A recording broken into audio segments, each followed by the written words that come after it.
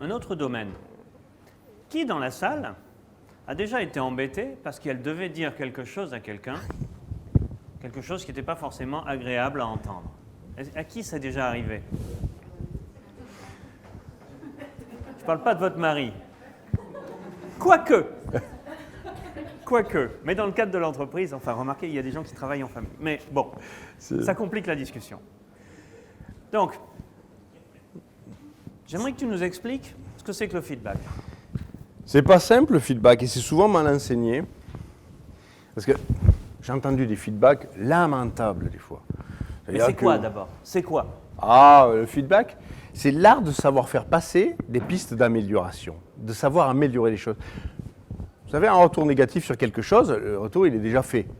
Le mal est déjà fait. Ce qui est intéressant, c'est que ça ne se reproduise pas. Ce qui est intéressant, c'est pas d'aller critiquer la personne sur ce qu'elle a fait.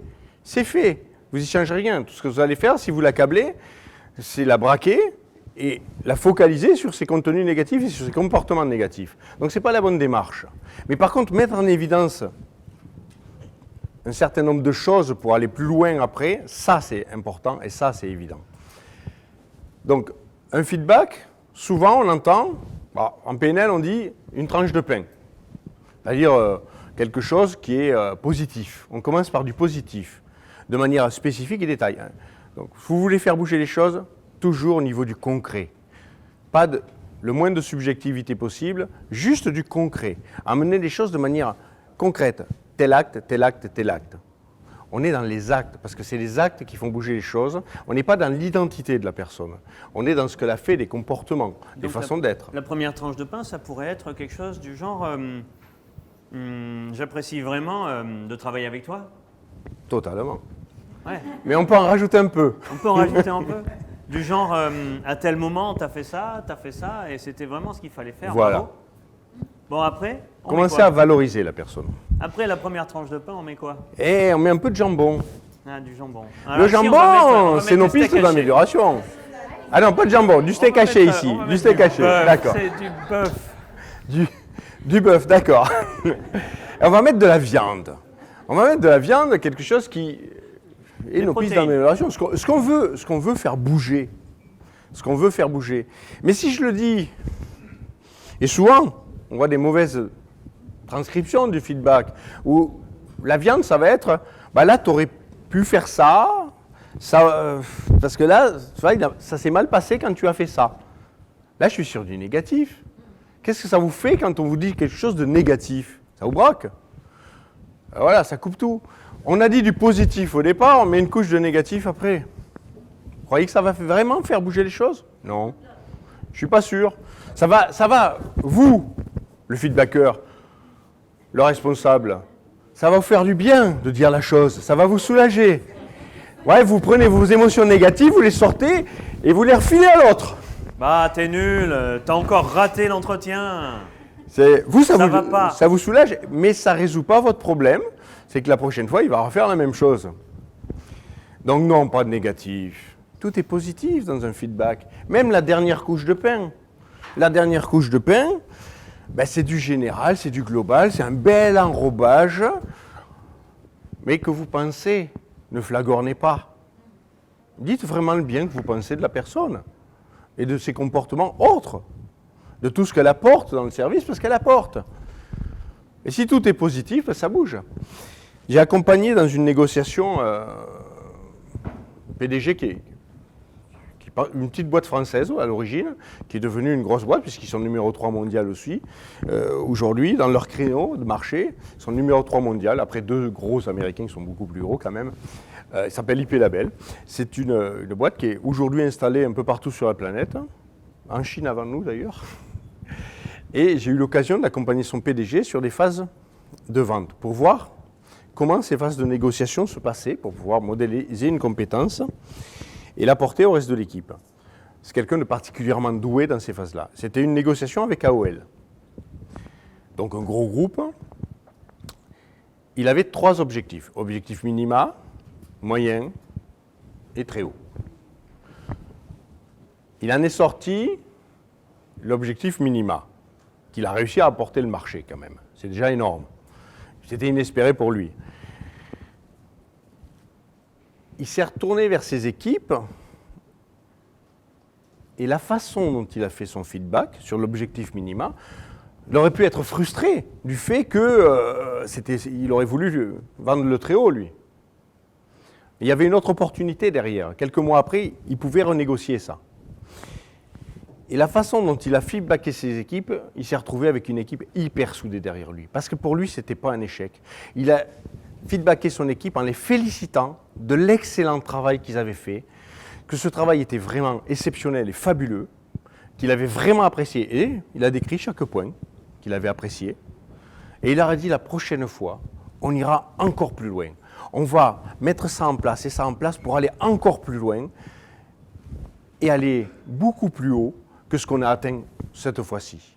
C'est une grande victoire, mais la prochaine fois, ça sera le sommet de la montagne. Ça sera l'Himalaya. Et bien, toute l'équipe derrière a été fédérée derrière lui. Et 6 mois après, le gros projet, il est passé. Parce que tout le monde s'est donné à fond derrière. Jamais de négativité dans un feedback. Et parce que dans son retour, il a présenté toutes les opportunités d'amélioration que représentait le marché. C'est-à-dire, il aurait très bien pu dire « on a raté ça, on a raté ça, on a raté ça ». Il a félicité tout le monde. Il a quand même fait passer le message sur tout ce qu'on va améliorer pour le prochain coup. Donc, il a fait le travail avec la compétence feedback. Maintenant, par rapport à la compétence feedback, vous pourrez dire, oui, d'accord, c'est un entraînement, j'apprends à faire ça, la tranche de pain, et je le généralise. On peut aller plus loin. On peut se placer dans un cadre feedback, c'est-à-dire mettre en place une philosophie dans une entreprise où, à chaque fois que le feedback est fait, il est fait de cette manière-là, ok, mais même s'il n'est pas fait de cette manière-là, il est entendu de cette manière-là. Je vous donne un exemple. Edison développait l'ampoule. Il y a un journaliste qui vient le voir, qui l'interviewe, il a encore loupé son expérience. C'est la 292e fois que vous loupez votre expérience, c'est un échec. Il dit, non, j'ai trouvé la 292e manière qui ne fonctionne pas pour faire une ampoule. Du coup, petit à petit, je m'approche du résultat. Sur cette anecdote, un peu humoristique, il y a une philosophie derrière. C'est-à-dire qu'en fait, la grande force d'Edison, c'était sa capacité à n'entendre que le positif dans le négatif que lui donnaient les gens. Donc, sur cette histoire de feedback, bien sûr, il y a la compétence, le savoir-faire. Et après, il y a le savoir-entendre. C'est-à-dire, quand quelqu'un vous dit, imaginez une entreprise où le cadre feedback est en place. Vous ne connaissez pas bien là, vous rentrez et vous voyez les gens, ils se disent les trucs très crus, très directs, très crus, clac, clac, et puis ça tourne, personne relève. Vous êtes là, vous vous dites, wow, mais qu'est-ce qu'ils ont tous? Ils sont lobotomisés ou quoi? Et en fait, non. Petit à petit, ils ont mis en place un niveau de confiance qui permet dans l'entreprise à ce que ça se passe. J'ai déjà vu des entreprises en situation de crise où on passe un accord, on se dit plus s'il te plaît, on se dit plus merci, parce qu'on n'a pas le temps. Et je connais un pompier qui me disait, c'est ce qu'on fait. Tu crois que quand il y a le feu dans un immeuble, est-ce que tu pourrais me passer le tuyau s'il te plaît?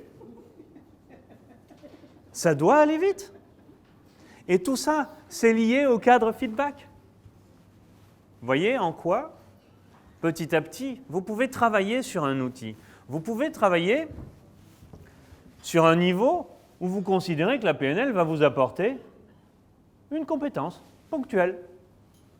Après, quand on vous parle de faire monter ça dans la culture de l'entreprise, donc de former bien sûr des collaborateurs, mais aussi les niveaux intermédiaires et aussi la direction, là, on met le niveau d'ambition au-delà.